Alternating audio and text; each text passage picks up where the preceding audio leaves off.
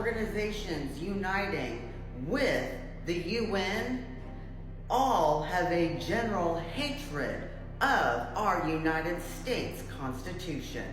You see, we have a Bill of Rights, and yet we are essentially joining with other nations who don't operate under the same tenets. But we are going to be linked and all have one mind, and shall give their power and strength unto the beast. So who's the beast? Who is actually behind the UN, the World Economic Forum, the World Health Organization? Stay tuned and we will uncover it. And here are some more clips from our leaders and lawmakers concerning the UN pact. The World Health Assembly and the WHO. And in fact, they intend to join with others at the UN summit this week to vote to award additional powers to the UN Secretary General.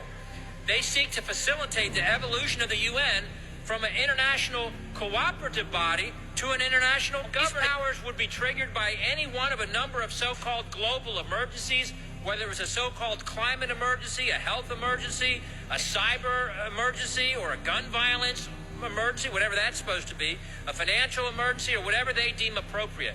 And the Biden-Harris administration is in full agreement with the UN and the WHO on efforts to place us under their authority and to require such things as their international health regulations, including the surveillance of citizens, the censoring of dissenting views, and much more.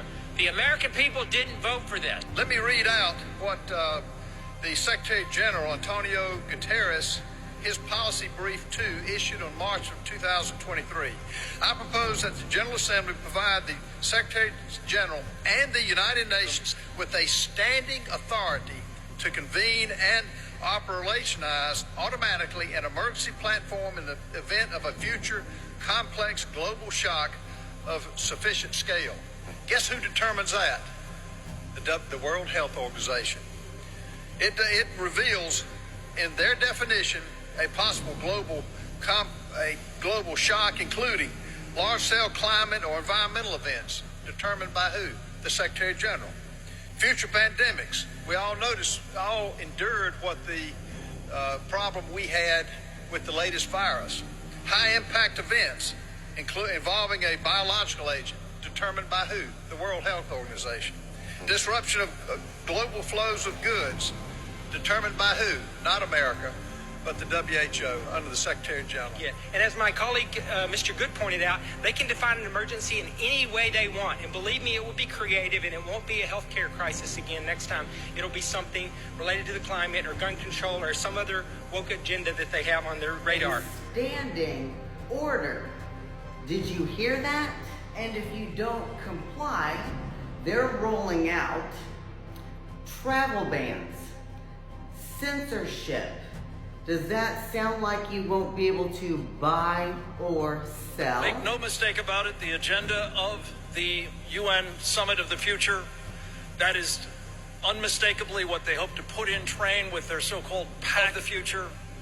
And the thing that is absolutely infuriating about all of this is not only, as these gentlemen have said, this is really important. And most people in the media, most people in government, certainly the vast majority of Americans have no idea this is even going on. Reading in the rest of us. So it seems to me that what is needed now is not only to have the Senate charged, as with the World Health Organization's International Health Regulation Treaty, also the Pact for the Future. There must be no application of whatever they come up with in terms of world government by the UN Secretary General without the Senate's advice and consent. This article, UN Secretary General calls for global governance with teeth. And what's the Pope saying? Pope Francis calls for United Nations organization teeth. Real teeth. Pope Francis and the need for a more effective United Nations.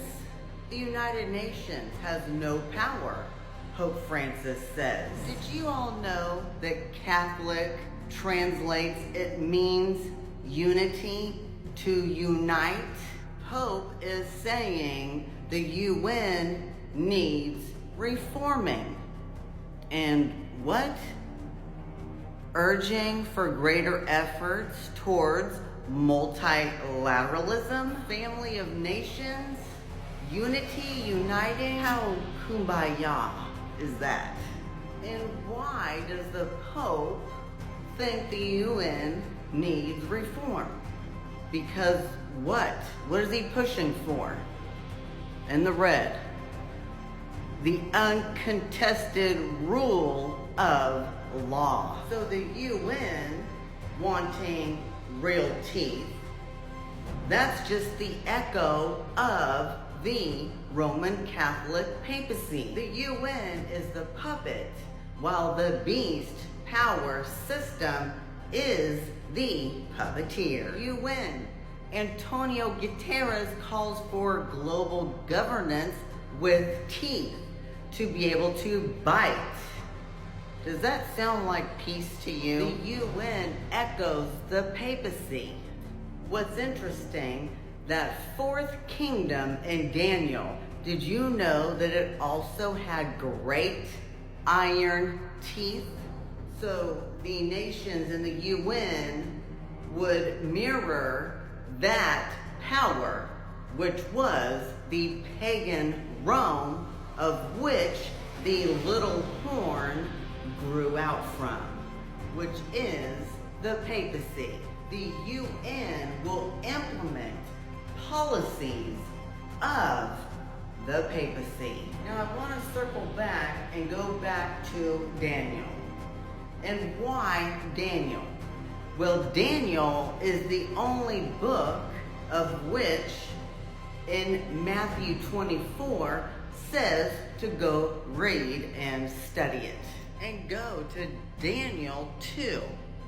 Whereas thou sawest the feet and toes, partly of potter's clay and partly of iron. Think iron teeth. And also the mixing, the mingling, you see what that word translates to? Pacts. The treaties, the pacts, the resolutions. This is prophetic. Do you see where we're at in the stream of time? The mixing, the mingling of the miry clay and the iron. They will be of one mind. It's interesting, in Daniel 6, before Daniel was thrown in a lion's den, you see there was a pact, there was a decree. And this decree made it known who opposed the law. Daniel was seen opposing their decree. And fun fact, did you know that the Pope just made his ascension to the UN? For 50 plus years, the papacy has only been a permanent observer in the UN. And now they've ascended to the throne.